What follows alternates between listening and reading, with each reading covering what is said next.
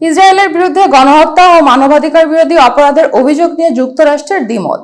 ইসরায়েলের বিরুদ্ধে গাজায় গণহত্যা চালানো এবং সেখানে মানবতা বিরোধী অপরাধের অভিযোগের সঙ্গে একমত পোষণ করেননি।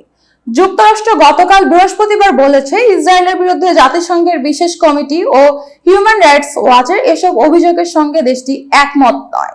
ইসরায়েলের যুদ্ধ পদ্ধতি গণহত্যার সঙ্গে সামঞ্জস্যপূর্ণ বলে জাতিসংঘের এই কমিটির ও প্রতিবেদনে উল্লেখ করা হয়েছে। আর হিউম্যান রাইটস ওয়াচের অভিযোগ, গাজায় মানবতা বিরোধী অপরাধ করেছে ইসরায়েল। জাতিসংঘের বিরুদ্ধে কমিটির প্রতিবেদনে অভিযোগ করা হয়েছে, গাজায় খাদ্যাভাব ও এ কারণে ঘটে যাওয়া মৃত্যুকে ইসরায়েলের যুদ্ধের কৌশল হিসেবে ব্যবহার করেছে। যুক্তরাষ্ট্রের পররাষ্ট্র দপ্তরের মুখপাত্র দেবান্ত প্যাটেল বলেন, এই অভিযোগের সঙ্গে আমরা দ্বিমত পোষণ করছি। দেবান্ত প্যাটেল বলেন, আমরা মনে করি এ ধরনের কথা অভিযোগ নিশ্চিতভাবে ভিত্তিহীন। হিউম্যান রাইটস ওয়াচের প্রতিবেদনের সঙ্গে দ্বিমত পোষণ করেন তিনি। এই প্রতিবেদনে বলা হয়েছে, গত 1 বছরের বেশি সময় ধরে চলা যুদ্ধে গাজায় বাসিন্দাদের জোর করে বাস্তুচ্যুত করেছেন ইসরায়েল, যা মানবতা বিরোধী অপরাধের শামিল।